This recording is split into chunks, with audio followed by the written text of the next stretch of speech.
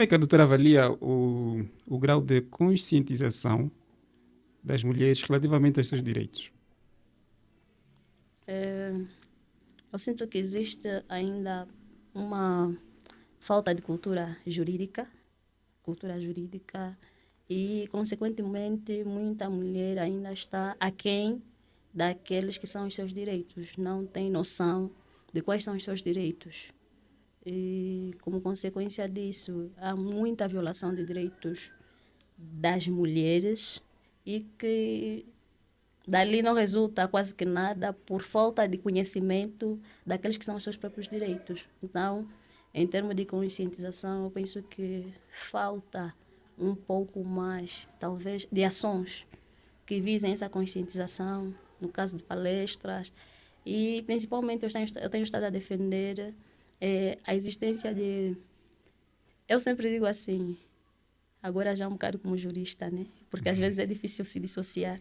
Mas eu sempre digo que o direito é um curso que qualquer um devia fazer, pelo menos as noções básicas. Sim. Devíamos ter a cadeira de introdução ao estudo do direito Em todos os em cursos? todos os cursos, e não só em todos os cursos como tal, mas em todos os níveis. Sim. Independentemente da pessoa se profissionalizar no campo do direito, mas que as questões básicas em termos de direitos fundamentais, direitos humanos, conhecimento da própria Constituição, que devia ser um livro que toda pessoa devia se fazer portar, assim como a Bíblia, não é? Todo mundo tem uma Bíblia.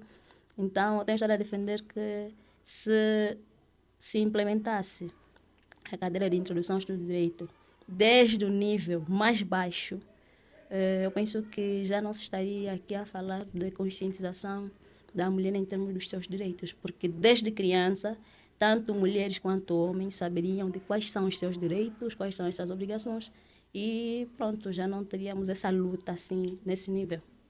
E a falta de conhecimento dos seus direitos não afeta a autodeterminação. Porque parece que para você ser para exerceres de forma efetiva a sua autodeterminação, deves conhecer os seus direitos. E este desconhecimento das normas jurídicas ou dos direitos individuais não acaba por afetar o grau do exercício da autodeterminação feminina. Afeta. Afeta de que maneira? Porque,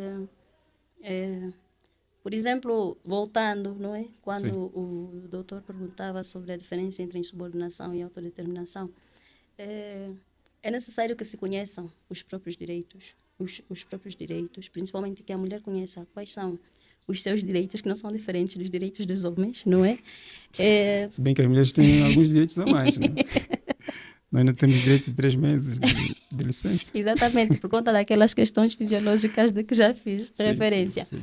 Então, é necessário que tenha noção de quais são os seus direitos para melhor poder defendê-los. Porque, por exemplo, imaginemos que a mulher inserida na sociedade, no núcleo familiar, queira, por exemplo, fazer um curso de medicina. Mas Sim. o pai simplesmente achar que a filha não pode se formar em medicina, mas tem de se formar, tem de ser uma professora. E que é nestes casos onde às vezes se confunde a autodeterminação com a insubordinação.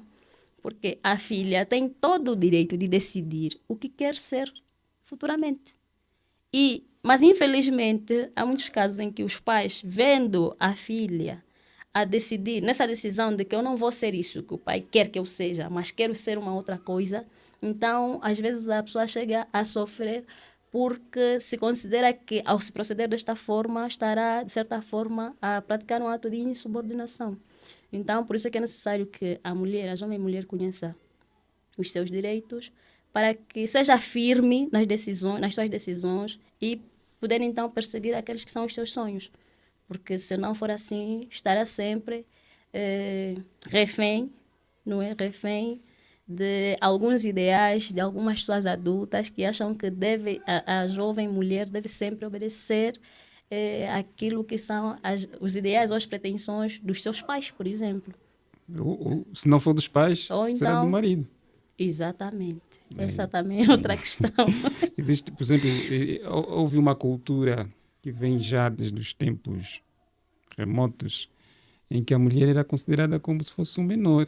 Exatamente. Só poderia praticar atos na companhia dos pais ou do marido. Sim. E acho que nós já passamos desta fase. Graças Mas ainda a- existem alguns resquícios destas práticas. Sim.